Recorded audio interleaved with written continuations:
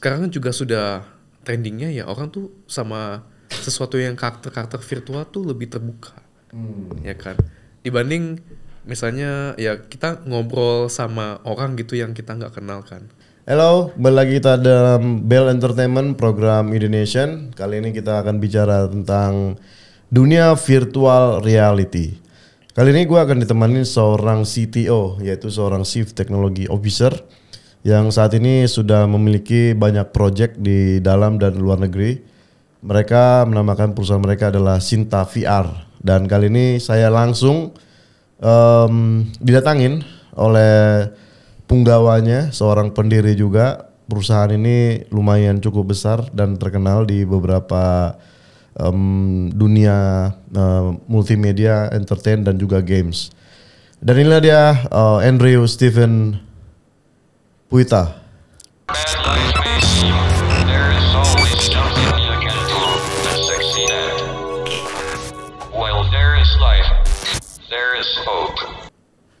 Puika, oke. Halo bro. Halo. Apa kabar bro? Iya, alhamdulillah baik. Alhamdulillah baik ya. Iya. Kemarin asisten saya ngubungin lo susah banget ya. Lagi ke umroh ya? Iya lagi umroh. Oke. Terus pulang-pulang ya istirahat dulu kan. Istirahat ya, iya. Oh, ini umroh yang keberapa nih? Umroh yang pertama. Umroh pertama. Iya. Oh, nice. Oke, jadi Bro Andrew ini tinggal di mana sekarang? Sekarang tinggal di Jakarta Selatan. Oh, tinggal di Jakarta Selatan ya. Iya. Fokus ke dunia VR lah sekarang ya. Iya, sekarang fokus ke VR, fokus juga gimana sih untuk menyediakan infrastruktur di dalam VR itu sendiri. Oke. Iya. By the way, ngomong-ngomong soal virtual teknologi ya, ini sebenarnya virtual teknologi ini apa sih menariknya dari situ bro? Istilahnya apakah ini sebuah support system atau ini sebagai main system gitu dalam dunia mungkin multimedia atau dunia informasi atau seperti apa kira-kira? Oke, kalau dibandingkan ya itu lebih ke support system. Tetapi support system yang sangat-sangat imersif. Nah, kenapa? Karena bagusnya potensialnya itu adalah kita bisa mentransfer imajinasi satu orang ke orang lain dengan media ini. Oke, jadi kayak merealkan halusinasi kali ya. Iya betul jadi sekali. misalkan kita punya sebuah halusinasi, mungkin ada dunia berputar, kemudian kita membuat itu menjadi dalam bentuk digital gitu ya. Betul. Oke. Ya. Dan ini teknologi udah lama gak sih sebenarnya? ini udah lama banget. Dulu awal-awal dipakai itu untuk dipakai simulasi militer. Oh, dulu simulasi militer. Iya, waktu di luar. Nah, gitu. Jadi memang perjalanannya sudah lama sekali dan sempat Nintendo pun juga pernah mau rilis ya. Nintendo Boy gitu dengan VR, cuman waktu itu ya marketnya belum siap. Jadinya ya udah kita tunggu-tunggu sampai akhirnya tuh yang kemarin Meta. Yang dulu sebelum namanya itu kan masih bukan Meta, tapi Oculus. Oculus. Ya, Oke. Oculus yang pertama kali mengeluarkan dan itu juga sudah mulai diterima oleh pasar sehingga ya VR itu mulai ya terlihat grafik penjualannya naik, banyak orang pakai dan kita langsung bisa merasakan gitu. Oh, ini loh dunia virtual. Oke. Ya. Berarti ini kayak kalau gua kan penikmat Marvel Studio ya. Oh, nah, salah nice. satunya ya si Iron Man ya. Nah, jadi gua kebayang sih apa yang dikatakan dengan virtual reality gitu ya. Itu kayak Iron Man gitu bro. Jadi bayangin ya, misalkan gue lihat misalkan dia membangun bajunya dia itu dia tinggal set gitu. Itu seperti itu nggak sih dunia komputerisasi sekarang untuk yang membuat itu seperti kelihatan seperti itu nggak sih sekarang? Nah, kalau yang Iron Man kan kasusnya beda ya. Kalau kita mesti bandingin dulu nih, ada namanya VR, ada namanya AR, ada namanya mixed reality. Oh, ini beda semua. Beda semua. Oh, gimana? Tapi sama-sama imersif. Oke. Ya. Arti imersif itu sendiri apa sih, Bro? Imersif itu kayak kita tuh merasa tenggelam ke dalam sebuah dunia baru atau ya teknologi atau digital. Imersif. Dan itu kayak seperti, seolah-olah kita menyatu dengan dunia digital itu ya. Betul. Kalau tadi Iron Man kan dia mereka tuh, kalau saya juga nonton filmnya ya, ada dua teknologi yang di display, augmented reality sama mixed reality. Oke, Ya, itu kalau bedanya apa itu? augmented itu kan kayak di visornya Iron Man ini, di helmnya kan, dia bisa lihat informasi tambahan. Misalnya ini waktu itu ada adegan ya, dia lagi terbang, ada gedung, saya harus jatuhin musuh ke gedung ini gitu kan, dan udah gedungnya kita beli dulu kan, dia minta Jarvis, minta tolong gitu. Analisa gedung ini dia langsung di layar kan kelihatan. Iya. Oh ya harga sekian, oke, beli sekarang gitu. Jadi di dunia nyata ditambahkan informasi digital. Itu namanya augmented reality. Augmented kan ditambahkan gitu. Nah. Augmented-nya ditambahkan. Oke. Kalau dia virtual reality? Kalau virtual reality contohnya itu seperti, pernah inget film ini nggak, Ready Player One? Ready Player One. Oh nggak tahu. Yang kita tuh masuk sebagai karakter, kita pakai kacamata nih, pakai baju, terus kita pakai masuk sebagai karakter dan kita bisa menggerakkan karakter virtual kita. Seakan-akan kita masuk ke dalam dunia game. Nah, karena virtual reality itu 100% itu dunianya dunia virtual. Kayak Matrix dong ya? Ya, Matrix juga. Matrix yang gitu ya? Ya, Matrix kita itu, masuk ke dalam komputer gitu kan ya? Betul. Dan gue inget banget tuh ada kartun ya, gue lupa sih judulnya ya.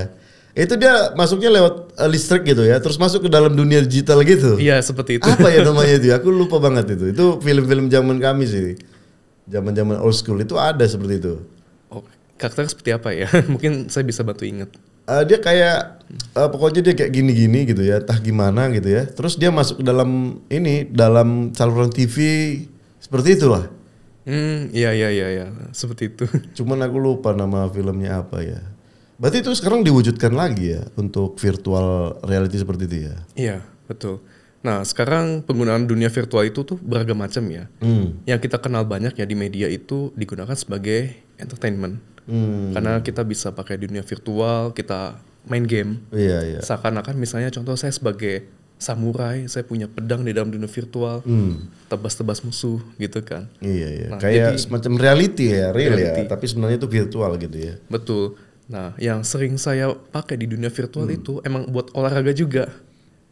Saya senang sekali olahraga tinju di dalam dunia virtual. Oke, berarti lu mau ninju sesuatu yang gak ada di depan lu ya? Iya, ini angin nih, saya tinju-tinju aja. Tapi benar keringetan, terus juga kakinya gerak, karena kan harus menghindari tinju dari lawan kan. Oh iya betul. Enaknya dunia virtual kita nggak sakit. Oh iya nggak sakit ya, nggak sakit ya. Tapi kita merasakan feel-nya, ya nggak sih? Feel-nya dapat kayak, wah mau ditinju. Iya. Gitu kan. Alright. Itu kalau menurut lu di zamannya sekarang itu udah it is the time nggak sih? Atau this is just early stage, atau ya ini masih sebuah mimpi, sebuah wacana gitu. Apa yang lu lihat di tahun ini? Apakah itu akan menjadi sebuah, ya bisa dibilang habit gitu loh. Oke. Nah, kalau it is the time, aku rasa sekarang itu sudah waktunya bisa orang mencoba. Karena headset VR-nya itu sendiri itu harganya ya udah nggak terlalu mahal. Iya. Dibanding tahun-tahun sebelumnya ya? Iya, tahun-tahun sebelumnya tuh masih kayak ya di atas 10 juta, di atas 20 juta. Okay. Mahal banget dan besar. Sekarang tuh udah jauh lebih ringkes dan lebih murah. Kayak ya paling 5-6 juta udah dapet. Seharga handphone aja. Ya. Berarti kalau misalkan kan biasanya konsol-konsol game itu kan kayak Xbox ya, atau PlayStation gitu ya. Nah, ini udah udah combine nggak sih antara gamesnya itu dengan mungkin menggunakan virtual reality-nya itu? Kalau Xbox saya kurang tahu, tapi kalau untuk PlayStation memang dia ada gitu add-ons virtual reality-nya. Beli headset terpisah dan di situ bisa ada beberapa game juga menyediakan media bisa pakai VR juga loh gitu. Oke bro, kalau dari sisi pembuatannya sendiri nih, mungkin kita ngarah ke pembuatan game. Lu tahu Tekken nggak Tekken? Ya Tekken. Game Tekken lah contohnya ya. Iya. Nah lu bisa nggak sih kebayangin gimana game Tekken yang ada sekarang itu menjadi sebuah virtual reality fighting gitu? Lu udah bisa kebayang nggak bagaimana cara membuatnya, cara settingnya semuanya gitu? Seru sih itu kalau jadi. Nah, gimana menurut lu itu? Pertama kali memang kita harus ada fase planning dulu ya. Fase dimana kita itu tentuin scope-nya. Ini mau dibikin sejauh mana. Dan kita tuh tentuin goals-nya nih setelah user main ya experience virtual kita. Itu apa sih yang kita mau capai. Misalnya olahraganya kah, Oke. atau tekniknya, atau rasa kerennya gitu kan. Oke. Nah itu kita tentuin dulu sehingga kita bisa punya fokus. Ini developnya ke arah mana. Nah setelah itu kan kalau Tekken itu kita mesti produksi 3D-nya. Oh 3D-nya dulu ya. 3D-nya dulu. Tapi kan misalkan nih Tekken sendiri kan udah buat gamenya tuh. Itu harus di remake ulang ya atau gimana? Beberapa part iya, karena kan Tekken pasti, nah 3D-nya itu kan baiknya sih kalau kita bisa kerjasama sama mereka, kerjasama. Jadi sehingga kita bisa dapat source 3D-nya, Oh, kita terus bisa bikin langsung ya. Iya, dibanding kalau kita bikin ulang bisa aja kan makan waktunya waktu lama, ya, oke. gitu. Nah kita bisa pakai reuse yang mereka udah punya, terus habis itu ya kita optimize untuk experience virtual. Nah baru berikutnya masuk ke dalam fase programming. Oke. Oh di sana ada programmingnya juga ya? Betul, kita bikin VR itu seperti bikin game. Oh seperti bikin game. Seperti bikin game, iya. Tapi gue gak kebayang sih ya, gimana sih antara menghubungkan antara si konsol dan juga si itu tuh, si software productionnya tuh. Oh iya, sekarang sih udah dipermudah sama engine game seperti ya name it Unity ya. atau Unreal. Oh ya Unreal juga ya. Ketika kita mau kita mau build nih ke dalam sebuah aplikasi, udah ada pilihan mau bikin buat PS kah, mau bikin buat komputer, mau bikin buat Android. Kita tinggal pilih aja, ya udah nanti jadi kalau Android ya jadi APK. Kalau PS jadi nanti ya filenya cocok lah dengan konsol PlayStation gitu. Oke. Berarti kalau misalkan si pembuat game sekarang itu untuk masuk ke dalam dunia konsol atau wearable ya bisa disebut ya? Iya. Wearable itu saat ini sekarang udah tinggal just plug and play atau dia harus coding lagi nggak sih? Kalau terutama untuk experience di dalam dunia virtual ya, karena kan kalau konsol itu kan kita taunya main dengan ya paling stick ya kan, ada tombol-tombolnya. Tapi kalau di virtual reality itu kan sticknya itu beda bentuk dan bisa kosong juga ya, kosong atau kayak genggaman gitu kan ya? Betul, kayak genggaman. Dan jadi apa yang ditekan itu ada di dalam ini kita, vision kita ya? Oh, ada dua model. Itu kalau yang augmented reality atau enggak yang base-nya hand tracking bisa. Jadi ada headset virtual reality. Kita bedain ya, ada dua nih. Ada yang hand tracking, ada juga yang pakai controller. Nah, kita bahas yang hand tracking dulu nih. Kalau hand tracking ya dia bisa detect tangan kita, kelima jari kita, dan kita klik apa di udara nih. Kayak misalnya di sini ada tombol nih, kita bisa pencet. Terus ada objek kita bisa genggam. Nah, itu hand tracking. Tapi ada juga yang controller nih. Nah, controller yang ya lebih dulu lah, maksudnya yang canggih itu sekarang hand tracking ya. Tapi memang sekarang kalau untuk game masih banyak yang pakainya controller karena jauh lebih akurat. Hand tracking ya masih dalam proses ya, it's getting better, tapi kayak belum rasanya tuh orang kayak cepet gitu, kayak set gitu. Nah masih belum ada bugs sedikit lah ya. Iya bugs kalau controller mau cepet pakai controller, wah pasti ngikut ya. Pasti ngikut dan lebih akurat. Nah kalau controller itu kan dia memperhitungkan kayak ada gyroscope-nya, di mana kita bisa dapetin angle-nya dia tuh di mana sekarang controller. Nggak mungkin dong kita, ini ada gelas nih kita ambil, terus kita angle-nya misalnya gimana ya, begini kan aneh. Misalnya kita ambil gelas kan begini kan. Iya gitu. Nah itu kan juga perlu di programming. Terus juga programming mapping, misalnya kalau di Tekken nih kita kan tinju nih ya kan. Kalau di rumah konsol paling kita pencet tombol X atau kotak bulat, gitu ya. Bulat kan. Bulat kan ya udah karakternya kakinya langsung ke sana. Nah, kalau kita di virtual reality kan kaki kita yang harus gerak. Tangan kita yang harus gerak gitu ya kan. Iya. Nah, itu apa nggak susah bro untuk Islam membayangkan aja gue susah loh. Membayangkan aja loh. Iya, memang ini banyak disiplin ilmu masuk sih ke dalam sini untuk membuat itu. Nah, misalkan kalau gerakan itu kan, kalau di fisika ada namanya velocity, ya kan? Kecepatan nih. Berapa kecepatan tangan kita, dan tangan kita ini kan ada semacam ya perhitungan aljabar. Tangan kita nyentuh nggak sih ke badan musuhnya gitu. Kalau tangan kita belum nyentuh secepat apapun ya kita nggak akan kena kan. Tapi kalau tangan kita nyentuh dan kita tahu cepatnya berapa, ya semakin cepat berarti damage-nya semakin besar. Gitu. Itu perhitungan lah. Berarti harus jago matematika juga ya? Sebenarnya sih enggak sih, yang penting punya passion gitu. Saya juga matematika biasa-biasa aja, cuman ya ngelihat cara-caranya. Oh, gimana nih? Soalnya kan juga di dunia ini apapun bisa belajar di internet. Oke. Caranya ada?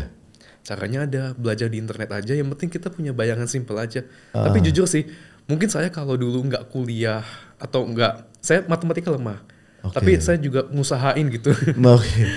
Terus juga waktu kuliah, ya saya juga matematika nggak suka, aljabar, kalkulus nggak suka. Tapi saya ngusahain sehingga ya basicnya dapet lah gitu. Ya. Nah ketika basic dapat itu membantu bayangin aja kayak oh ini kita mesti hitung dengan kecepatan tangan gitu misalnya. Lu kuliah di BINUS ya? Kalau S1 yang BINUS. BINUS. Ngambil apa itu bro? Ngambil computer science. Computer science, oke. Lalu ke Thailand setahun. Ya, setahun. habis itu ke Jerman. Oh Jerman ya? Iya. Di Jerman ngambilnya virtual reality. Oh langsung di Jerman langsung ada khusus ya virtual reality ya? Ada, memang nargetin sengaja ke situ. Soalnya saya suka banget di dunia ini. Saya pengen dalemin itu. Oke bro, lu bisa cerita nggak sih gimana sih lu belajar langsung di Jerman tentang virtual reality compare sama di Indonesia yang mostly general gitu ya? Lu langsung belajar apa di sana? Kalau dulu sih di Indonesia belum ada ya virtual reality sama sekali. Enggak, mungkin lebih ke arah multimedia gitu lah kan. Kalau di Indonesia saya ya general banget gitu ya. Iya. Nah setelah di sana lu spesifik virtual reality yang lu pelajarin tentang apa? Konsep kah? Protokol kah? Sebenarnya sih langsung nyemplung ke riset. Oh langsung riset? Langsung riset, iya. Karena di sana itu saya punya target untuk bikin satu paper. Oke. Ya paper seperti jurnal-jurnal ilmiah gitu. Oh jurnal ilmiah ya. Karena ngambil S2 ya? Karena ngambil S2 iya. Oke tesis lah ya. Oke terus di sana lu ngerjain apa? Di sana saya ngerjain hal yang cukup ya bikin saya bangga sih. Oh, ya alhamdulillahnya. Nah saya tuh bikin satu platform di mana kita tuh bisa mengkombinasikan semua modality. Modality itu berkata kayak indera-indera kita lah gitu di dalam dunia virtual. Oke, indera kita dalam dunia virtual. Contohnya mata, penglihatan, pendengaran, gesture, rasa, suara, oke. Jadi gimana dunia virtual bisa mengerti apa maunya kita? Itu yang saya bikin. Dunia itu susah loh, bro. Iya, memang susah. Tapi bisa. Ya, alhamdulillah bisa, ditekunin aja. Memang rasanya sih waktu biasa kan sama standarnya di Indonesia nih kuliah, tesis segala macam. Ketika di Jerman tuh kayak next level banget.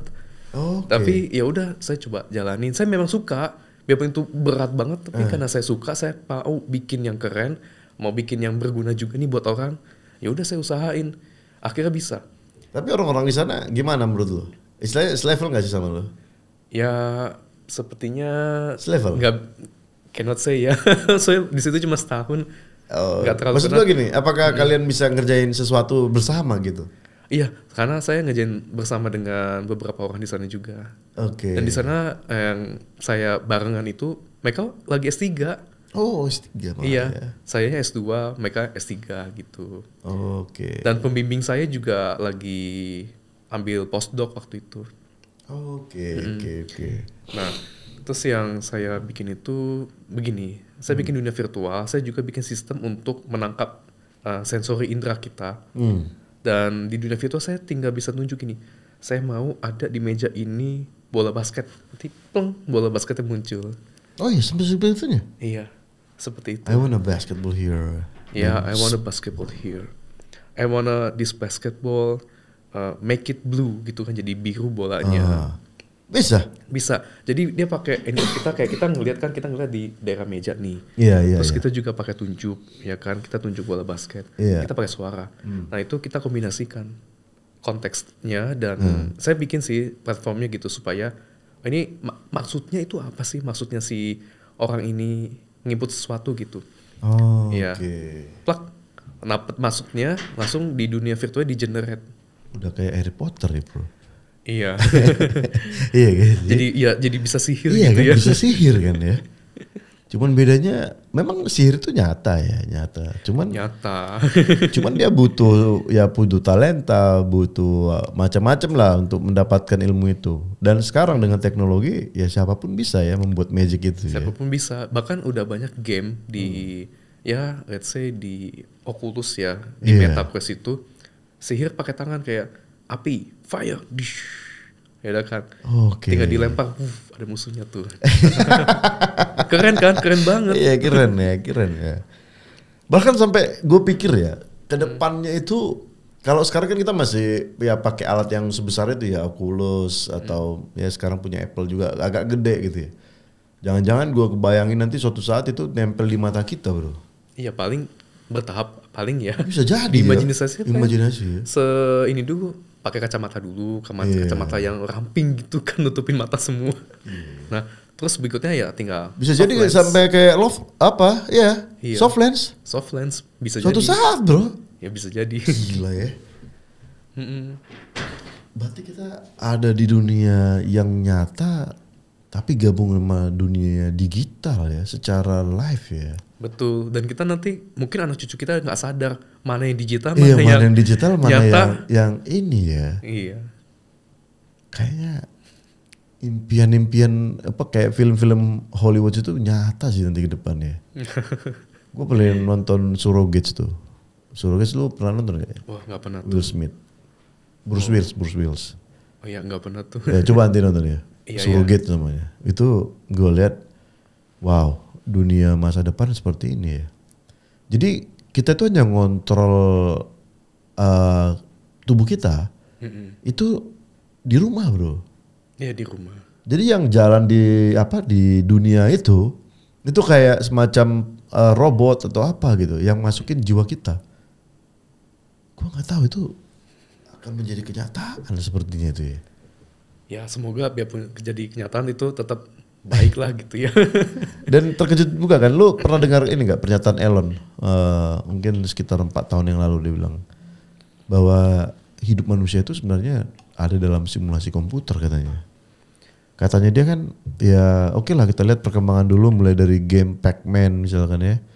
Baru hingga sampai sekarang itu virtual gamesnya itu hampir menyerupain warna kulit.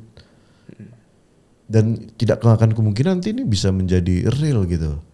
Jangan-jangan hidup kita juga katanya dikontrol sama seperti game-game ini gitu loh.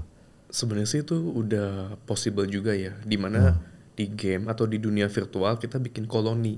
Dan koloni itu nanti ya kayak manusia tadi kan. Ya berinteraksi. Mereka dagang sendiri, mereka bertani, terus tiba-tiba mereka punya anak, punya cucu, bikin kerajaan. Kayak SimCity ya. Ya kayak SimCity. Nah sebenarnya itu secara komputer sudah bisa disimulasi ya. Nah kalau bisa jadi kayak misalkan ya kita berandai-andai di SimCity, itu kan orangnya masih ya kita bentuk karakter. Betul. Dan dengan virtual reality itu gue bisa masuk bro, sebagai apa gue di sana. Masuk komunikasi ya siapa tahu berkenalan sama mereka. Iya gitu mereka, kan. Wow. Bisa ke situ. Itu bisa nggak sih kayak gitu bro? Gila. Ya actually with AI dengan teknologi yang sekarang sih itu udah possible, udah kelihatan. Possible ya. Udah possible. Iya. Sampai kan ada dulu kayak mungkin bercanda-canda ya, kayak ada di TV gitu ya. Biasanya kan TV kan satu arah ya. Terus satu saat kita berpikir bahwa TV ini bisa 2 arah bro. Oh ya dulu saya waktu kecil juga TV 2 arah gitu. Saya pengen ngomong sama orang di TV. Iya. Iya. Itu bisa dilakukan dengan virtual reality kan ya? Iya, bisa. Iya ya. Gak kebayang sih itu. Iya, media jadi kan kita yang masuk. Iya. Kan? Kita yang masuk ke dalam TV itu gitu loh. How is possible ya? Tapi bisa sih ya. Kalau dulu kita masih ingat lah semacam video gitu ya, video call gitu ya. Iya. Video call bisa tatap wajah. Itu kan dulu ya sesuatu hal yang mungkin dipikir orang ini nggak akan pernah mungkin bisa. Tapi tanpa kita sadari nggak lama loh. Bagaimana dari suara langsung ke video on video. Iya, apalagi pas COVID ya. Jadi semua orang tuh butuh. Iya. Gitu, ya kan?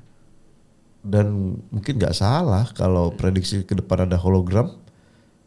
Which is itu merepresentasikan diri kita secara digital, 3D, dan itu bisa dikembangin dari reality virtual itu sendiri ya. Iya, bahkan diri kita bisa di cloning nanti. Iya. Kayak ada sebuah sistem kan AI kayak ChatGPT gitu kan. Nah, tinggal kita masukin aja personality-nya kita di ChatGPT. Iya. Dia seakan-akan bisa ngomong kayak kita Kayak gitu. kita ya. Iya. Oh. It's possible. It's possible, man. Nah, itu ada filmnya tuh. Namanya apa ya? Aku lupa namanya. Itu filmnya hebat banget sih, Bro. Jadi ceritanya itu pemikiran kita itu dimasukin semua ke komputer, Bro. Oh iya, nanti di cloning orangnya gitu. Iya, nanti di cloning. Bener-bener pernah nonton juga tuh. Apa namanya dia? Terus dia lihat kalau di matanya kan dia cloning ke berapa gitu ya, bener nggak? Iya. Film yang itu kan ya. Dan anehnya itu tadi, jadi badannya udah meninggal. Cuman yang tersisa itu pemikirannya gitu, pemikirannya hidup. Dan pemikirannya ini masuk ke dalam dunia komputer. Kemudian komputer ini kayak menggerakkan bahwa oke, inilah profil yang membangun gua gitu. And the end dia dengan superkomputernya tadi, dia membangun tubuh. Bagaimana dia menciptakan biogenetik dan lain-lain sehingga bisa membangun tubuh itu sendiri. Lalu jiwanya, bagaimana dia berbicara, berpikir dan lain-lain itu adalah otak superkomputernya tadi, Bro. Itu mereka sampai sejauh situ loh memikirkan ya kehidupan dunia ini gitu loh. Iya, memang berawal dari film-film dan imajinasi itu. Imajinasi gitu, ya. Memang imajinasi is very powerful. Kita bayangin apa aja dulu kan ya, kita nggak pernah bayangkan akan ada telepon genggam atau bahkan pesawat. Nggak pernah bayangin. Dan akhirnya kita bayang, kita pengen pergi jauh, cepet gitu kan, nyaman. Ya udah jadilah pesawat. Nah, tapi gitu. Untuk menjadikan sebuah virtual reality menjadi reality itu ya agak itu mungkin punya fasenya lagi kali ya. Iya pasti ada fase. Fasenya lagi, cuman ya sekarang fasenya masih virtual reality ya. Bagaimana masih membuat hal yang unreal menjadi seolah-olah ada. Iya kan? Iya. Wow. Terus menurut lo ilmu pengetahuan yang harus dipelajarin untuk seperti ini apa saja, Bro? Ilmu pengetahuannya yang pasti nah, yang pasti kan kita bisa bikin 3D. Oh, bisa bikin 3D Bisa dulu. bikin 3D itu yang memang yang paling dibutuhkan itu. Nah, kedua pasti ya programming. Nah, programming yang dimaksud ini seperti apa kira-kira? Seperti programming game. Oh, oke. Ini programming game ini berbeda nggak sih, Bro, sama kayak programming web atau ya, semacam berbeda. itu? Karena sumber dayanya nanti ya 3D itu sendiri gitu. Gimana 3D kita bisa animasikan dan interaksikan. Oke, jadi itu setiap gerakan itu satu programming gak sih? Iya. Bisa katakanlah misalkan jari tangan ini kan, gitu kan. Nah ini semua di programming ini satu-satu. Iya, itu tapi ada tahap-tahapnya. Misalnya kalau di programming kan kita dalam 3D, kita udah harus siapin tulang-tulangnya gitu kan, tulang ke sini. Oh iya. Nah, nanti kan sebenarnya sih itu juga sudah di kalau programming ya. Iya. Kita mau gerakin satu jari begini satu dulu deh. Oke. Nanti kan yang ini tadi join mana nih? Join itu atau lupa bahasa Indonesia. Join lah ya.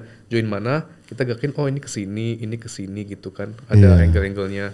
Nah, terus kita bisa masukin dalam sebuah misalnya kayak tabel gitu. Kita mau bikin yang begini nih kayak sulap gitu kan. Iya, kayak Deddy Corbuzier sulap. Berarti kan ini joinnya segera begini di frame ke-1. Sama kayak studio edit video juga sih, kayak di frame kedua paling begini. Oh, frame 2. Oh. Gerakin dikit, ketiga, 4, 5, 6, 7. Sampai habis akhirnya itu jadi dipercepat. Dipercepat ya. Oh iya. Ya pakai keyframe gitu lah. Masih mirip-mirip gitu juga dengan editing video ya. Gue pernah lihat itu yang kartun ya. Itu gila loh, itu sampai 1000. Dia sampai gambar setiap gerakan. Setiap gerakan iya. Jadi misalkan gerakan mukul gini, itu mungkin ada 100 picture gitu yang dipercepat. Iya betul. Nah, apa yang terjadi untuk digital sama gitu? Digital sama, cuman kalau di game itu kan dia udah jauh lebih mudah karena jauh lebih mudah. Kita bikinnya udah lengkap nih, ada ya tulang dengan rusuk-rusuknya dengan join-joinnya kan. Dan kalau masalahnya kan ini udah kita nggak perlu gambar lagi, kita cukup sekali gambar aja kan. Oh sekali gambar, kan, gambar karakternya 1.000. Kalau kartun itu gitu. Wah itu dulu effortnya pasti. Effortnya luar biasa. Luar biasa. Sekarang udah jauh lebih mudah. Simpel sebenarnya. Ya. Juga di salah satu ya mungkin promosi dikit. Iya. Kita juga ada salah satu bidang ya di Sinta VR yang emang khusus ngejain ini. Oke. Namanya virtual influencer, virtual character system. Virtual character system. Karakter system. Oke. Ya, Ini ngapain nih? Kita juga udah ada di YouTube-nya sih, kayak kita bikin karakter. Misalnya kalau di searching di YouTube ada namanya kita sebelum itu sih kita kolaborasi dulu ya sama agensi namanya Mahapanca. Nah kita sama-sama bikin karakter nih, bikin karakter Alia Adelia, Andi Adinata, dan mereka tuh kayak 3D anime, tapi bisa secara luas itu bergerak dan berinteraksi dengan orang-orang gitu. Oh, oke. Nah, kebayang kayak coba deh, misalnya Bang Bel ini ngomong sama ya karakter anime gitu, 2 arah. Oh bisa ya? Bisa. Katakan gue sama Shinchan nih ngomong nih. Ya sama Shinchannya di balik layar tuh digerakin sama orang yang pakai ya baju khusus gitu kan. Dia gerakin tangan-tangannya. Oke. Jadi kita mengcopy aja gitu gerakan tangan di sini ke gerakan tangannya si Shinchan. Oh. Okay. Dan mulutnya juga nih kita ngomong A I U E O ya mulutnya juga sesuai dengan karakternya lah ya. Iya. Oke. Dan ini followernya juga udah banyak loh. Oh iya ya? Iya followernya udah di atas 400.000 kalau di YouTube, channel YouTube-nya mereka. Oke. Dia boleh dicek deh. Berarti untuk karakter-karakter lain juga mereka bisa buat ya? Bisa buat, iya. Jadi kita sih memang pengennya ada maskot nih. Ya kan siapa tahu perusahaan ada maskot dan maskot itu kita bisa hidupkan. Bisa hidupkan ya? Dan kita maskot itu bisa membantu untuk jelasin produknya, ya product knowledge atau untuk promosi gitu. Ya kan? Wow. Nah. Wow. Berarti membuat benda mati jadi hidup nih. Betul. Iya, sebenarnya tujuan kita kan juga untuk bikin ini mempermudah proses produksi konten, ya kan untuk itu. Dan sekarang kan juga sudah trendingnya ya orang tuh sama sesuatu yang karakter virtual tuh lebih terbuka, ya kan. Dibanding misalnya ya kita ngobrol sama orang gitu yang kita nggak kenal kan. Tapi kalau kita ngobrol sama karakter yang apa? Kita kenal lah ya karakternya. Mungkin lebih menarik lah ya. Ya lebih menarik kan kita jadi. Gua ngomong sama Sailor Moon, gua ngomong sama apa misalkan sama pemain apa itu Pokemon misalkan. Ya kan gue bisa langsung ngobrol gitu. Ya lumayan ini ya lumayan menarik ya. Dan itu kalau ditambahin sama model AI juga yang mampu dia berpikir dan berbicara gitu sesuai dengan pertanyaan kita. Wow, itu luar biasa lagi ya. Iya, kita lagi coba riset dan develop ke arah situ juga. Oh gitu. Wow, ilmunya banyak banget dong harus disiapin itu bro. Iya, memang banyak. Tapi ya kalau suka ya udah jalanin. Iya. Nah, satu poin bagusnya ya untuk ini kan untuk karakter virtual. Yang pasti itu kebal isu. Oh iya kebal isu. Misalnya kan kalau misalnya ada artis sebagai influencer dia terkenal banget. Sekalinya kena isu kan. Ya kena. Iya kena kan gitu. Karakter dia pun ya turun lah ya. Karakter dia turun, nggak hanya karakter tapi kalau dia kerjasama sama ya brand-brandnya juga ini kan ikutan kena gitu. Nah kalau kita bikin ini ngeliat potensi itu, wah ini kebal isu banget nih. Ya mau orang yang memperagakan di belakang itu kenapa-napa ya udah karakternya kan tetap dia ya. Karena ini kan juga bisa dibilang karakter maya ya, karakter maya yang dibentuk ya kan. Iya betul. Oke. Menarik juga ya. Terus yang gue dengar kayak Sinta VR ini kalian ada buat ini ya apa? Gue yang tertarik itu yang lu bilang selama ini ya mungkin banyak students itu yang lebih pintar dari gurunya membuat ya 3D animation or something. Sehingga kadang-kadang gurunya sendiri wah merasa jiper gitu. Kayak kurang percaya diri. Masa anak yang gua didik lebih pintar dari gua. Nah ini katanya VR ada sebuah ini ya kayak produk baru. Gimana sih membuat guru-guru ini dia lebih pede untuk mengajarkan siswanya. Karena kan ya mungkin memang banyak orang yang lebih paham sesuatu dari visualisasi ya mungkin ya. Betul. Dari mungkin ya dari 10 orang mungkin 8-nya itu visualisasi. Nah 2 orang aja mungkin hanya bisa mendengar aja dia udah paham. Cuman ini kan orang-orang jenius ya. Nah ini menurut gue sih bagus juga sih bro. Bagaimana pengajar itu diajarkan untuk membuat semacam 3D animation untuk menjelaskan bagaimana sih proses yang seharusnya gitu loh. Itu menurut lo sampai di mana sekarang pekerjaan itu gitu? Oke, itu kita sudah dari 2019 mulai. Kita akhirnya membuat sebuah produk khusus di edukasi. Oh, education. Iya, kenapa? Karena kita ngelihat wah ini banyak banget hal mulianya nih. Kita bikin dunia virtual tadi kan seperti yang waktu saya awal bilang, motivasinya apa sih? Ya karena bisa mentransfer imajinasi. Oke, Gitu. mentransfer imajinasi Nah, ya. dan dari transfer imajinasi ini industri mana sih yang paling bisa berdampak? Ya edukasi. Edukasi Ya ya. kan? Dimana guru, let's say deh, siswa nih, dalam waktu singkat, mungkin dalam setahun nih si guru tuh udah bisa mentransfer semua pengetahuannya dia nih ke muridnya. Iya. Dengan Nah, hanya itu kan video ya. Dengan hanya video, dengan pemahaman dia dan itu, nah itu kan sesuatu hal yang luar biasa banget kan. Nah, Iya sih. akhirnya kita kebayang nih teknologi yang udah kita punya nih di virtual reality apa sih yang bisa kita arahkan ke sana. Akhirnya kita bikin dan kita juga analisa nih kayak tadi Bang B betul banget nih. Karena konsekuensi teknologi ya, teknologi ada, internet ada, siswa jadi gampang akses, guru pun gaptek. Iya. Jadi siswa suka merasa lebih pinter gitu dari gurunya. Nah, dan itu iya udah terasa banget. Bahkan dulu waktu saya masih SMA, saya udah akses internet aja, saya merasa kayak lebih pinter dari guru ya. Gurunya gitu. Iya.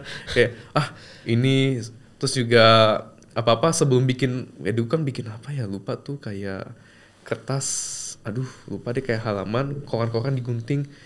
Nah, clipping ya. Iya, clipping. Nah, clipping itu kan akhirnya ya saya juga bisa clipping ya cari di internet mana. Saya kopas itu cuman saya yang kayaknya nyari pakai internet deh. Jadi saya merasa lebih pinter. Nah, jadinya itu berdampak ya saya sama gurunya nggak terlalu terbuka. Kayak guru ngomong apa kayak nggak terlalu pinter gurunya dibanding saya gitu. Iya. Itu bahayanya. Bahaya teknologi. Jadi kita di sini menyadari bahwa gimana sih teknologi yang kita punya itu bisa mencakup mereka nih. Bukannya teknologi menjauhkan komunikasi guru sama murid tapi malah mendekatkan mereka. Nah, akhirnya kita bikinlah gimana gurunya bisa keren. Nah, kita bikin sebuah platform namanya Milia Lab ya. Oh, Milia Lab ya. Milia Lab, ibarat kata ini seperti Canva atau PowerPoint-nya itulah untuk dunia virtual. Jadi guru tuh cuman drag and drop kayak dia mau, saya mau kasih aset ini, saya lagi mau jelasin misalnya pelajaran agama nih. Saya mau bawa anak-anaknya mungkin ketemu para nabi para gitu nabi. kan. Ya kan. Nah, nanti jadi dapat gambaran ya. Dapat gambaran nih. Ya. Iya kan, nih nabinya di drag and drop misalnya. Tapi kan kita nabi kan nggak bisa kelihatan mukanya juga kan. Paling kita liatin ya beberapa deskripsi aja lah gitu dari tulisan aja. Nah, atau kayak gini bro, kayak gue kan juga di kelas teknikal ya, elektro dulu gue kampus.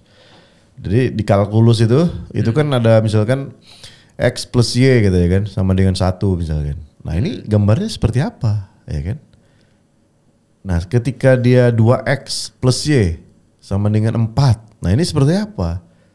Nah kemudian dengan animasi yang mungkin dibuat kan jadi variabel kan. Mungkin dari 0 sampai 1000 X-nya berapa, kemudian Y-nya 0 sampai 1000 seperti apa gitu ya.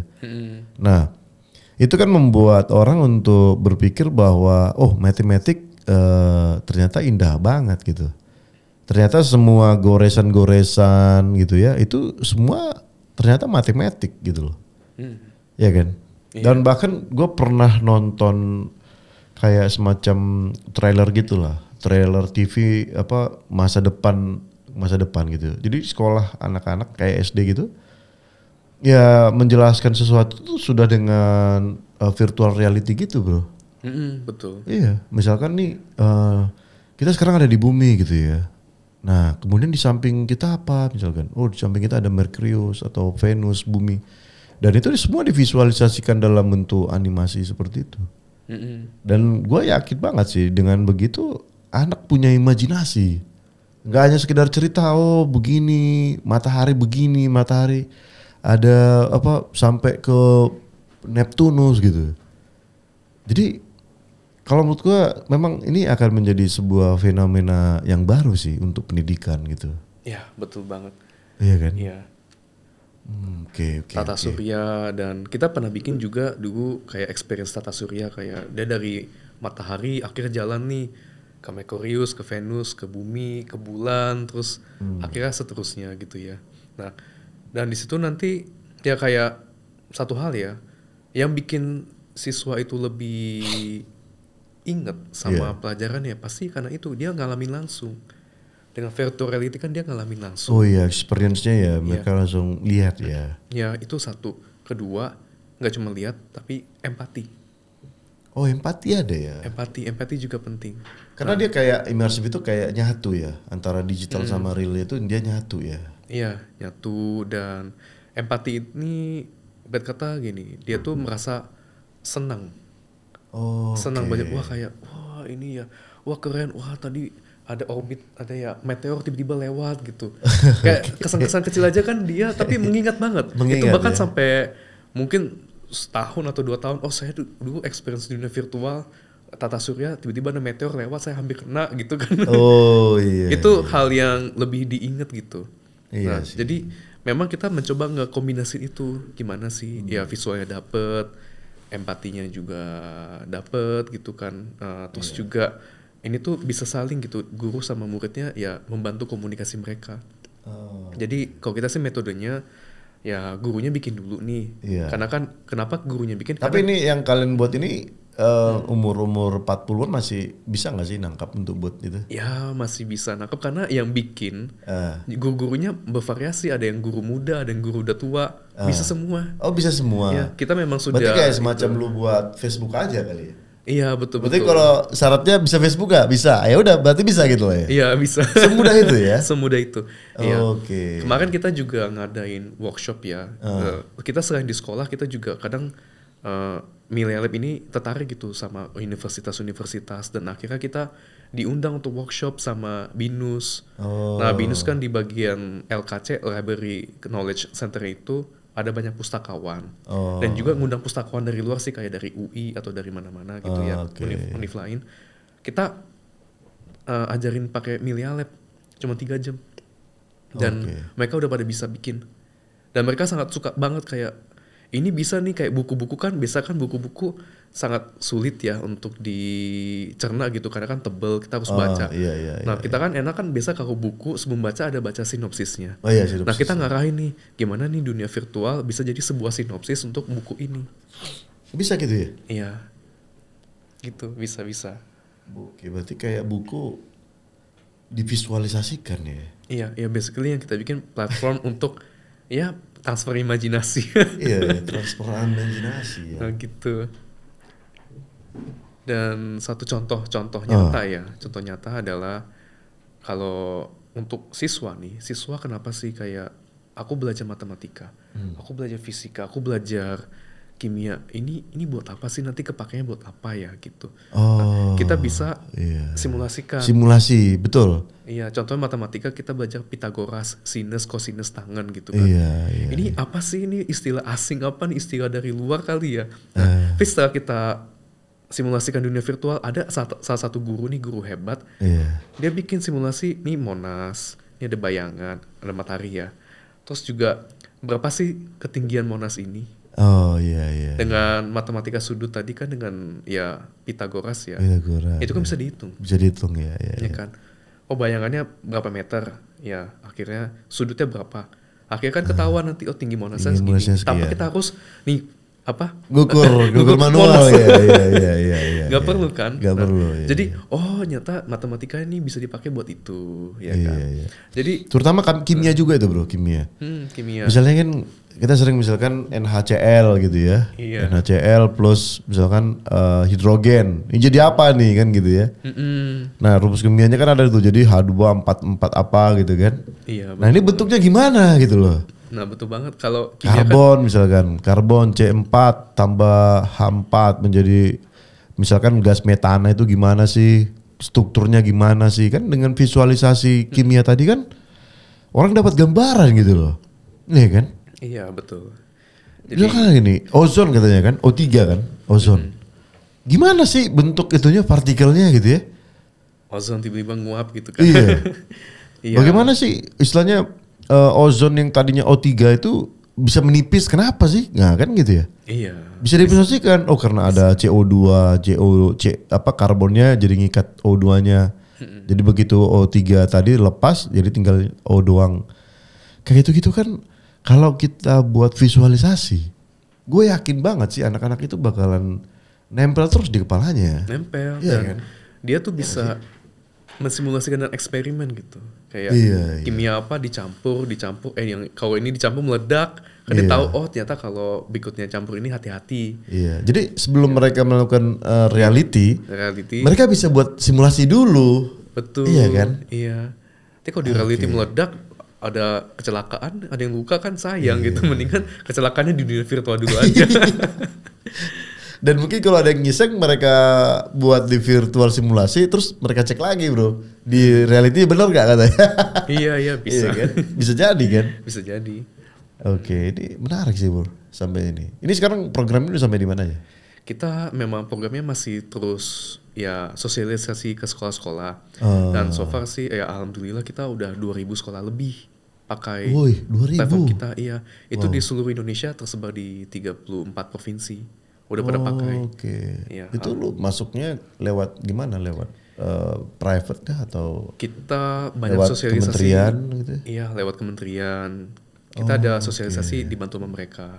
Dan kita juga sekarang lagi kerjasama dengan Ditjen Kemendikbud gitu. Oh, Kemendikbud ya. Iya gitu. Jadi memang yang kita lakukan udah ngasih hasil nyata. Jadi kita juga di Milea Lab sendiri ya. Iya. Karena kan kita banyak sekolah nih udah ada ribuan. Iya. Dan kita juga membangun sebuah komunitas. Nama komunitasnya itu Pendekar VR. Oh, pendekar. Ini siapa aja komunitasnya? Ini orang-orang mana aja? Ini adalah guru-guru yang memang guru-guru. awal banget lah kita waktu awal-awal ini kan kita bawa aplikasi kan ke mereka nih. Ini platform nih Bapak Ibu untuk bantu anak-anak supaya bisa visualisasi. Nah kita ajarin mereka dan mereka sekarang udah master dan mereka nanti ngajarin guru-guru lagi. Ketika ada sekolah yang baru nih, misalnya kita sekolah ada yang beli lisensinya kita. Nah nanti guru-gurunya bisa di training sama guru-guru di Pendekar VR gitu. Oh berarti mereka membantu mereka juga ya? Iya kayak TOT gitu kan. Sejauh ini bro, program-program pendidikannya apa aja yang udah ada? Program studinya apa? Misalkan matematika, fisika, kimia, ada semua. Bahasa, agama gitu. Sudah ada semua. Karena yang bikin itu kan gak cuma kita ya. Kita paling di awal-awal banget bikin sampel-sampel aja salah satu. Terus kemudian yang terus bikin sampai sekarang tuh para pendekar ini. Oke, berarti yang kalian buat itu adalah kayak semacam ramuannya ya?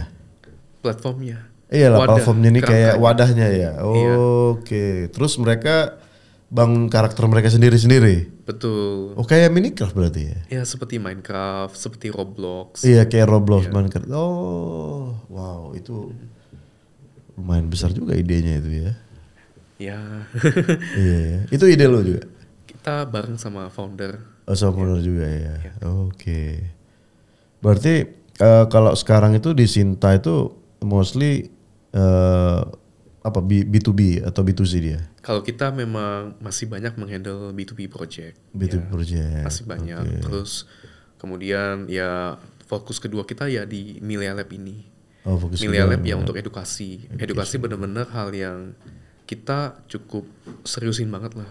Karena kan ini ya visinya mulia banget. Udah benar-benar kelihatan membantu gitu, membantu guru, membantu siswa, komunikasi mereka baik, siswa juga nilainya jadi lebih bagus, siswa lebih seneng dan lebih dapat gitu sama apa yang dipelajarinya. Nah, jadi itu memang banyak banget hal-hal yang mulia gitu di salah satu produk edukasi kita. Nah, kedua kita fokusnya juga ketiga virtual karakter system tadi. Yang tadi ada virtual influencer yang kita di YouTube juga kan. Nah, jadi kayak maskot bisa inilah ya. Maskot bisa hidup. Bisa hidup ya. Iya. Dan terakhir kita juga ada fokusnya di metaverse. Oh iya, ini metaverse ini dunia lain lagi nih atau gimana? Ya, dunia lain lagi. Dengan skill yang kita pakai. Prinsipnya beda nggak sama virtual reality? Prinsipnya di mana itu? Kalau metaverse kebetulan kita nggak bikin dengan media VR ya. Kita ada ngerjain beberapa metaverse juga sih, kayak metaverse yang dari luar kita ngerjain. Ada juga metaverse yang lokal. Kalau yang lokal kan dulu ya sama Rans. Yang Rans First ya kan. Dan juga sama VC Gamers juga kan, kita kolaborasi bareng bikin itu. Nah, memang di situ udah kita kombinasi, kayak ada yang bisa join dengan handphone, ada bisa join dengan VR, ada bisa join di komputer. Jadi bisa ketemu di satu dunia yang sama. Oh, itulah metaverse ya? Iya, metaverse-nya itu. Dan esensi metaverse itu kan dulu ya kita kaitkan dengan itu ya, blockchain. Gimana si metaverse itu kan esensinya kita bisa immerse ke dalam sebuah dunia digital, dan di situ kan bisa bareng-bareng ya? Bareng-bareng lah gitu. Kalau virtual reality mungkin sendiri-sendiri ya? Iya, virtual reality lebih sendiri atau nggak berkelompok. Berkelompok ya. Kalau ini metaverse ya semua masuk ke dalamnya ya. Dan terbuka kan. Ya, kebuka ya, karena open ya. Siapapun kan bisa masuk ke blockchain dalam mana, mau beli koin mana bisa masuk. Terus ya di situ ya kita belum bikin sampai kayak DAO gitu, belum sampai ke sana. Ya, tapi kita memang kita sebagai development company kita bikin metaverse yang bisa, yang penting multi platform dulu. Multi protokol atau platform? Multi platform itu kita kan di sini mengedepankan imersivitasnya kan. Ya kayak tadi kita kalau develop pakai VR headset, belum tuh semua bisa langsung main. Kayak Bang Bel emang punya VR headset? Belum kan ya kan. Nah, jadi kita bikin VR yang pakai VR bisa, yang pakai VR bisa, yang pakai handphone bisa, yang pakai laptop bisa, pakai PC bisa, berarti gitu ya? Iya, jadi kita kuncinya bikin itu dulu. Memang kita multi-platform, ini formula yang kita memang dari 2019 kita udah bikin banget sih. Kayak akhirnya bisa lah gitu, kita bisa multi-platform dengan mudah. Kayak kita ada banyak banget project-project juga yang B2B maupun project-project yang internal kita yang multi-platform gitu. Nah, terus juga yang kedua multiplayer. Ya kan? Multiplayer ya. Harus bisa siapapun login multiplayer, dan juga mereka bisa komunikasi ya dengan voice, ya kan? Bisa komunikasi di dalam itulah dan berinteraksi. Kalau metaverse kan dulu ya lebih apa ya? Trendingnya banyak yang kayak jualan-jualan tanah virtual gitu. Iya, virtual jual tanah virtual bisa dibikin sesuatu gitu. Nah, ide-idenya agak lucu sih ya. Jual tanah di virtual ya. Cuma sekarang sih memang lagi drop banget ya itu. Dan mungkin banyak yang udah punya tanah tapi bingung nge-utilize. Iya, bingung utilize-nya seperti apa. Ujung-ujungnya kan seperti itu ya. Sama lah kayak NFT juga, udah punya NFT mau diapain gitu. Masa hanya jual beli atau ya kan. Iya. Tapi ya masih awal lah bro. Masih early stage kan. Masih mencari jati diri lah. Cuman gue yakin sih bahwa hal-hal seperti ini nanti punya ujung yang ya ini menjadi sebuah pendapatan baru gitu. Cuman kita mungkin sekarang masih belum tahu nih bagaimana cara menjualnya ke orang-orang ya, seperti apa kan. Iya, betul. Iya kan. Karena pasti kalau kita juga sempet sih discuss sama tim gitu ya. Gimana sih nih supaya si NFT ini ya terlihat utilitasnya. Iya. Gak cuman NFT bentuknya cuman gambar atau apalah. Iya. Jadi NFT itu kita sih bikin 2 konsep ya. Jadi yang pertama itu kita kan karena metaverse bentuknya 3 dimensi, kita bikin avatar. Jadi ada NFT, misalnya NFT punya karakter ini nih, karakter bentuknya kucing gitu kan. Iya. Nanti ketika dia masuk ke dalam metaverse-nya bisa sebagai karakter itu, avatar. Avatar 3D ya. Iya, dipakai gitu kan. Jadi itu punya benefit. Jadi ibarat kata kayak kita beli avatar. Cuman kan masalahnya bukan masalah sih. Cuman kan untungnya adalah kalau NFT kita beli atau ini kan kita bisa jual kembali. Iya. Kalau misalnya di game-game yang sama ini kan kita belinya apa? Beli koin, terus beli avatar. Tapi kita bisa jual kembali nggak? Iya. Paling kalau mau jual account ya kan. Ya. Kadang-kadang ya gue mikir how virtual reality into reality gitu ya. Ini kayaknya gue yakin bahwa ada sesuatu yang bisa terwujud sih. Ini contohnya nih ya. Ini sekarang kan kita di dalam ruangan podcast. Iya. Terus katakanlah ini kita dibuat dalam sebuah virtual studio gitu ya. Ya kayak katakanlah kita virtual nih. Iya, katakanlah virtual nih kan. Terus katakanlah kita bentuk lagi nih satu karakter. Kemudian dia masuk ke dalam dunia kita, ya kan? Dia mulai masuk dari bawah pintu, bawah kan. Terus di dalam dunia itu, katakanlah dia matiin listrik kita nih sekarang. Di dalam itu. Dan itu kejadian di sekarang kita. Itu gue bayangin gila gak sih? Tapi itu gue yakin bisa. Itu sangat bisa, bro. Sangat bisa sih. Sangat bisa, bro. Gue kebayangin itu. Wow. Berarti suatu saat misalkan nih misalkan dalam sebuah film gitu ya, tiba-tiba kita masuk ke dalam film tersebut. Wow, agak terlalu jauh lah pemikiran ke sana ya. Siapa tahu nanti ada bioskop yang imersif. Iya, ya kan? Gue pernah mikirin itu loh. Gimana sebuah bioskop itu imersif gitu, wow. Ya seakan-akan kita tuh ada adegan tertentu kita di dalamnya ya kan. Iya. Lagi kayak perang dunia misalnya, kita tuh di situ sebagai prajuritnya kan. Yang gitu juga. Kalau sekarang kan masih ini ya pakai kacamata 3D itu ya. Kacamata 3D. Iya, itu kan masih belum dibilang virtual reality lah ya. Itu masih 3D image lah ya. Iya, masih. Iya kan? Belum.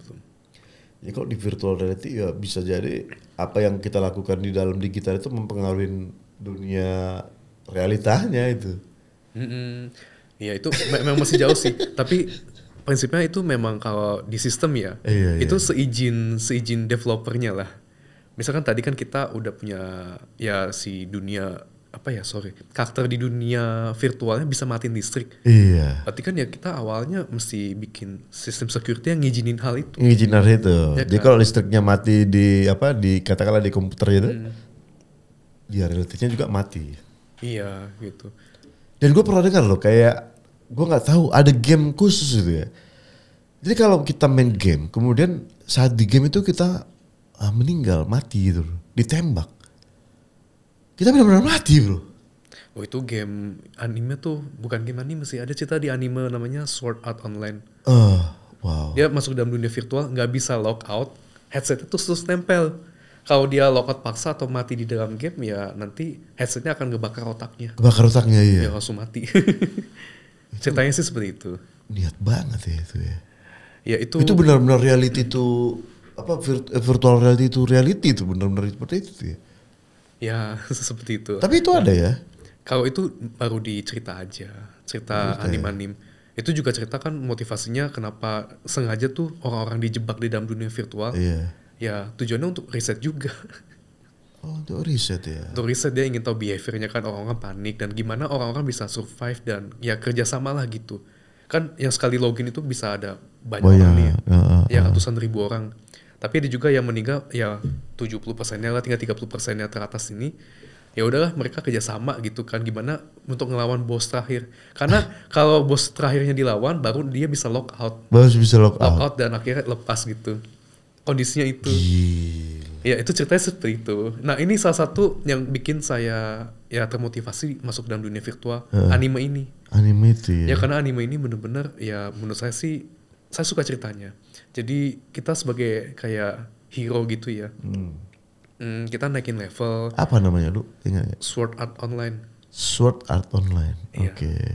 Oke. Ini saya nonton waktu ini sih, saya waktu kuliah. Kuliah, sebelum kuliah banget saya nonton.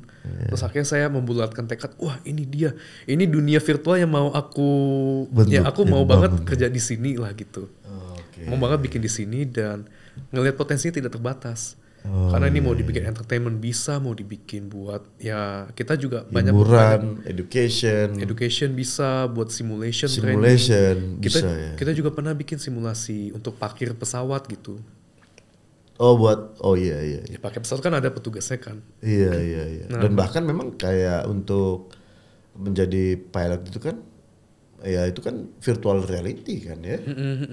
Benar-benar sesuai kecepatan angin lah apa gitu. Iya. Dan gue ini main golf. Gue kan main golf ya. Oh iya, golf. Itu ada virtual ininya bro, kayak virtual course. Pakai apa? Ya jadi kayak kita tuh berada di lapangan golfnya gitu. Nah jadi kita pukul gitu ya sesuai, nanti dia ukur berapa jaraknya, ininya, kecepatannya. Dia alatnya virtual atau Enggak, dia kayaknya alatnya tuh udah ditempel di mana, kita juga nggak tahu gimana model kerjanya itu ya. Nah itu keren banget sih bro. Oh. Jadi bisa itu memang kita kayak berada di situ, berada di lapangan itu. Dan gue rasa ini mungkin akan menjadi fenomena baru sih bagi dunia reality ke depannya. Bahwa menggabungkan dunia virtual reality itu akan lebih mudah untuk disandingkan dengan yang reality gitu. Iya, makin ke situ sih arahnya. Iya ya. Oke bro, jadi kalau untuk waktu dekat Sinta mau ngerjain apa? Ada? Kalau waktu deket kita memang masih diskusi internal banget, ya kan. Kalau kita tetap akan membesarkan lah gitu apa yang sudah bagus kayak di edukasi dan Millennial Lab ya. Iya, Millennial Lab. Nah, terus kemudian untuk segi lainnya kita juga mulai ngelirik ke infrastruktur. Oh, infrastruktur. Iya, karena dirasa sih kita juga sudah banyak banget ngerjain project ya. Kita sudah ngerjain ratusan project. Dan kita juga udah ngelihat banyak banget demand ya dari project tersebut, dan kita ingin banget mempercepat lah gitu. Mempercepat pertumbuhan development VR ini di Indonesia.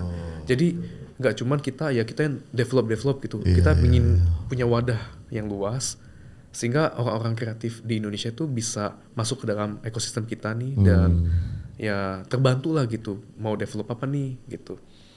Nah, jadi kita mau bikin wadahnya sih gitu ya, wadahnya untuk tapi kan secara ekonomi nanti berbagi dong profitnya. Ya kita sih ngelihat kalau asalkan impactnya bagus, ya mereka punya motivasi untuk bikin virtual reality. Let's say deh gini, ada bikin virtual reality yang bisa memberantas kemiskinan gitu. Tujuannya kan bagus kan? Iya. Ya why not gitu? It's okay. Jadi kita mau benar-benar ngumpulin ya orang-orang yang berpikiran sefrekuensi. Jadi nggak melulu wah kita buat project buat cari duit gitu. Iya, nggak melulu cari duit karena ya cari duit mah duit nggak ada habisnya. Terus juga nggak ada puasnya juga kan. Jadi better ya impactful ya. Impact ke ya masyarakat gitu ya. Nah, karena ya bagus juga sih, misalkan ada simulasi gempa kita harus ngapain ya kan? Betul. Simulasi mungkin di pesawat kalau mau jatuh seperti apa gitu ya. Jadi memang visualisasi itu lebih menggampangkan orang untuk lebih berimajinasi sih ya. Iya, dan juga itu yang lu punya visi ke depan gitu ya. Iya, kita punya visi pastinya bikin semua solusi yang berimpact lah. Berimpact ya. Terutama dengan ya yang kita kuasai teknologi imersif. Immersive teknologi ya. Iya. Oke bro, kayaknya waktu kita udah tutup. Jadi kayaknya masih banyak juga sebenarnya yang mau kita bicarakan. Kayak semacam twin digital gitu ya. Kemudian metaverse juga tadi masih belum banyak yang kita obrolin. Dan yang pasti bahwa semua teknologi ini kalau dihubungkan lagi ke AI makin lebih luar biasa banget ya. Makin lebih gila. Lebih gila lagi ya. Bahkan kan kayak misalkan SpaceX itu kan mereka melakukan simulasi juga kan melalui virtual reality-nya, mereka mengukur kecepatan angin, bagaimana roketnya itu bisa pergi dan bolak-balik, dan ya saya yakin sih dengan model-model yang visualisasi yang kalian bangun ini bisa mempercepat orang lebih paham dan mengerti bagaimana kinerjanya. Transfer knowledge-nya sangat cepat ya. Oke, Bro Andrew. Thank you waktunya nih. Sudah diskusi dengan kita. Mudah-mudahan sih teman-teman yang mendengarkan podcast kita mereka punya ketertarikan dan juga punya ya impian lah ya. Setidaknya impian dalam hidup mereka, mereka bisa membuat sesuatu untuk berdampak kepada orang lain.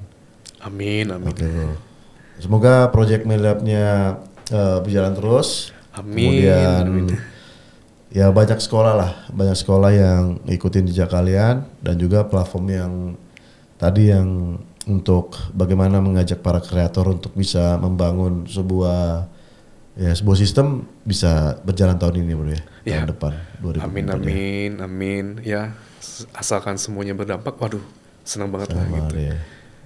Oke, thank you Bro Androy. Oke, teman-teman di Bell Entertainment, begitulah perbincangan saya dengan Bro Andrew, seorang CTO Shift Technology di bagian virtual reality, augmented reality, dan kiranya dengan pembicaraan ini kalian mendapatkan semacam insight lah, sebagai insight bahwa di dalam dunia ini banyak hal yang kalian bisa pelajarin.